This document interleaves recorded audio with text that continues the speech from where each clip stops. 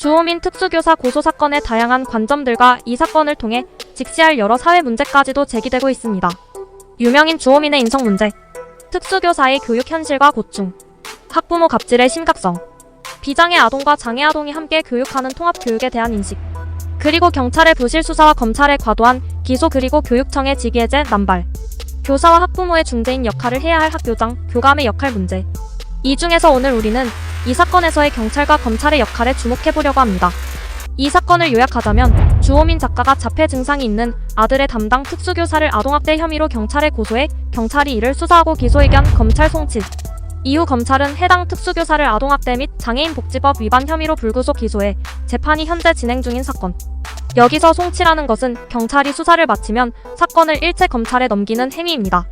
송치가 되면 검사에게 사건이 넘어가는 것인데 만약 검사가 보안 수사를 경찰에게 지휘하는 경우에는 담당 경찰관이 사건을 돌려받아 수사를 할 수 있습니다. 이후 보안 수사가 마무리되면 다시 검찰에 재송치를 합니다. 사건을 송치할 때 경찰은 송치 서류에 의견서를 첨부해서 보내게 되는데 이때 경찰의 송치 의견은 크게 기소 의견 송치, 불기소 의견 송치로 나뉩니다. 기소 의견은 피의자를 재판에 넘겨 처벌받게 해야 한다는 경찰의 수사 후 의견이고 불기소 의견은 반대로 피의자를 재판에 넘기지 말아야 한다는 의견입니다. 기소 의견일 경우에는 구속 또는 불구속 수사가 적합한지도 의견에 첨부합니다. 기소권은 사법부의 영역으로 준사법기관에 해당하는 검찰은 가능하지만 경찰은 행정부 소속으로 기소권이 없습니다. 따라서 기소 여부는 검사의 독점적인 재량으로 사건을 판단하여 내리는데 그렇다면 경찰의 송치 의견이 얼마나 중요한 역할을 할까요? 통계 자료에 따르면 경찰의 송치 의견이 뒤집히는 경우는 별로 없다고 합니다. 경찰이 기소 의견으로 사건을 넘겼는데 검사가 이를 불기소 처분을 내리는 경우는 전체 송치 사건 중 15.4% 정도로 아주 적고 그 대부분은 기소 이후에 처분 즉 혐의 없음이 아닌 혐의는 이때 처벌까지는 할 수 없다는 말로 특정 이유에 의해 정상 참작을 하거나 하는 경우입니다. 이 말을 경찰이 죄가 있다고 기소 의견을 제출한 것을 검사가 죄가 없음이라고 경찰의 수사 의견을 수정하거나 번복했다는 것은 아니라는 말입니다.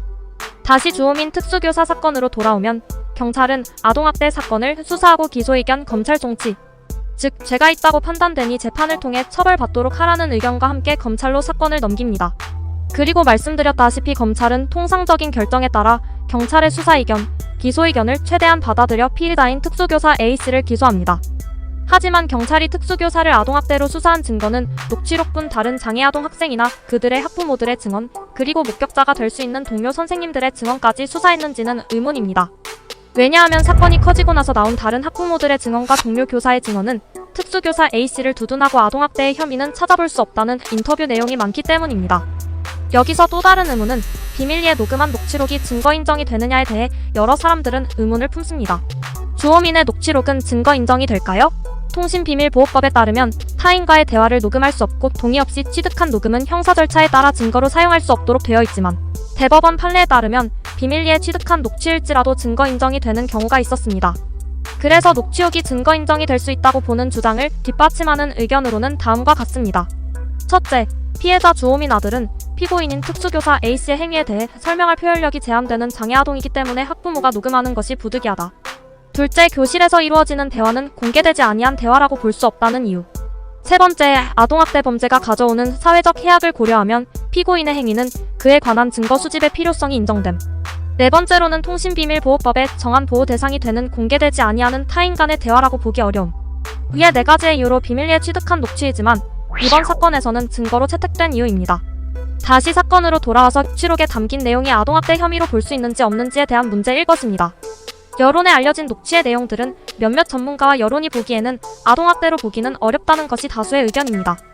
이 기사에서 보듯이 30년 이상 경력의 특수교육 전문가인 류재현 나사렛 대학교 교수는 사건 녹취록을 전부 검토하였는데 제3자적 입장을 피해 교사와 주호민 씨의 주장 모두를 고려했던 입장을 철회한다. 중립적인 자세는 단지 가해자를 옹호하는 수단에 불과한 비겁한 처사이다. 라고 말하며 주호민 부부의 주장을 옹호할 수 없음을 밝힙니다. 또한 주호민 사모님이 하신 선생님 수업 녹음 원본 전 국민에게 공개하라. 그리고 주호민 부부는 사과하라라고 말하며 녹음을 들었을 때 특수교사 A씨의 아동학대 증거는 찾아볼 수 없다고 단호히 말합니다. 경찰은 녹취록을 듣고 아동학대 범죄 혐의를 확신했기 때문에 특수교사 A씨에 대한 기소 의견 송치를 했습니다. 앞서 말씀드렸다시피 경찰의 부실 수사가 아닌가 하는 의문이 드는 이유는 이와 같습니다. 정확한 법적인 근거가 있다고 할 수 없는 부분이나 의문점이 드는 부분은 전문가의 의견을 참고했어야 할 것입니다. 아니면 경찰은 다른 의견을 가진 전문가의 의견을 수사에 참고했던 것일까요? 검사도 녹취록만으로 특수교사 A씨를 기소했습니다. 통상적으로 경찰이 낸 기소 의견을 보고 불기소하는 경우가 없더라 치더라도 부족한 증거로 인해 정말로 아동학대 혐의로 특수교사 A씨를 기소할 만한 법적 근거가 충분했는지를 의문으로 보강 수사를 지시하지 않은 것은 검찰로 사건이 넘어온 이상 이때부터는 또 충분한 수사를 하지 않은 검찰의 잘못일 것입니다. 또한 기소는 자체는 유죄를 의미한다 생각하여 특수교사 A씨에게 직위해제 처분을 한 교육청은 문제가 아닐까요? 기소는 말 그대로 특정한 형사사건의 심판을 청구하는 소송행위를 뜻합니다. 검사가 기소를 하는 조건에는 물론 수사 결과에 따라 충분한 범죄의 객관적 혐의가 있는 경우, 즉 범죄 혐의에 대한 결정적이고 충분한 증거가 있을 때 한다는 전제가 있지만 기소만으로 유죄가 입증된 거라고는 할 수 없습니다. 기소권은 검사에게만 있는 권한이며 형사소송법 제247조에서는 검사는 형법 제51조의 사항을 참작하여 공소를 제기하지 아니할 수 있다고 규정하여 기소 편의주의를 위하고 있습니다. 기소 편의주의라 함은 간단하게 말해 검사에게 기소 불기소의 재량의 여지를 인정한다는 말입니다. 수사 결과 범죄의 객관적 혐의가 충분하고 소송 조건을 갖춘 경우라도 검사의 재량에 의한 불기소 처분, 즉 기소유예를 허용한다는 원칙입니다. 이 말은 검사의 기소 자체는 범죄 혐의보다 검사의 재량으로 가능하다는 말입니다. 하지만 우리는 여러 언론 보도를 통한 정치인들의 기소나 어떠한 사건에 대한 검찰의 기소에 대한 기사를 보면 기소 자체는 범죄 혐의가 인정되었다는 전제하에 진행된 절차라 생각해서 기소는 유죄라는 인식을 합니다. 이것은 아마 언론 보도의 행태 때문이겠죠. 예를 들어 과거 언론에서는 이재명 대표의 대장동 의혹에 대한 보도를 통해 이재명 대표의 428억 약정서를 범죄 혐의의 증거로 내세웠습니다. 그것도 아주 결정적인 뇌물의 형태임을 지적했었죠. 언론이 이를 지적할 수 있었던 전제는 아마 검찰 쪽에서 세워나온 정보에 의해서였을 것입니다. 하지만 검찰은 이재명 대표 대장동 의혹 기소 대상에서 결정적 증거라고 했던 428억은 쏙 빼놓은 채 기소를 했습니다. 당시 한겨레 신문을 보면 428억 약정설은 검찰의 몰아가기 수사의 전형이며 검찰 수사 관련 기사에서 검찰이 누구에게 어떤 혐의를 의심하고 있다라는 단어들을 써가던 언론들은 검찰이 혐의를 의심하는 것 또는 기소를 행하는 것만으로 유죄인 뉘앙스를 풍기고 있다는 지적을 했습니다.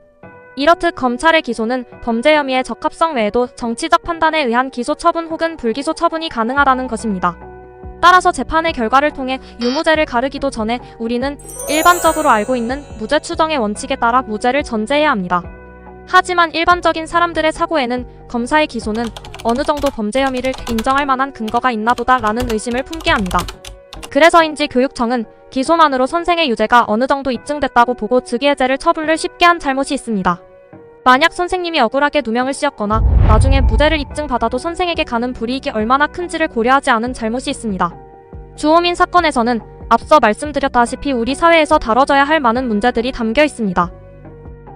그 중에서도 제가 지적하고 싶은 것은 사법체계의 문제점입니다.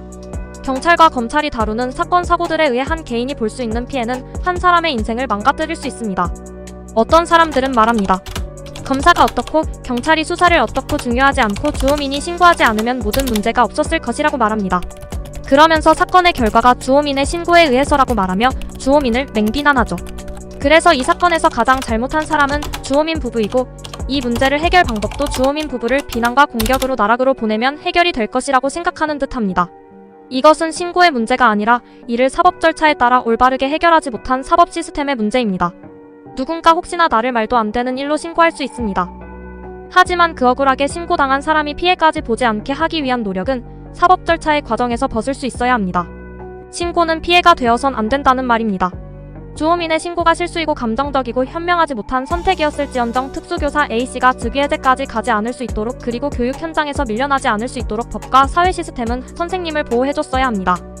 아직까지도 마녀사냥식 주호민을 비난하다 못해 주호민 주변인들한테까지 비난의 화살을 돌리는 요즘. 우리가 진정 분노하고 바로 잡아야 할 것은 주호민이 나를 신고할까봐가 아닌 내가 혹시나 억울한 신고를 당했을 때 나는 경찰을, 검찰을, 우리나라 사법 절차를 믿을 수 있을 것인가의 의문을 품고 이를 바로 잡는 것에 우리의 관심이 더 쏟아지길 바랍니다.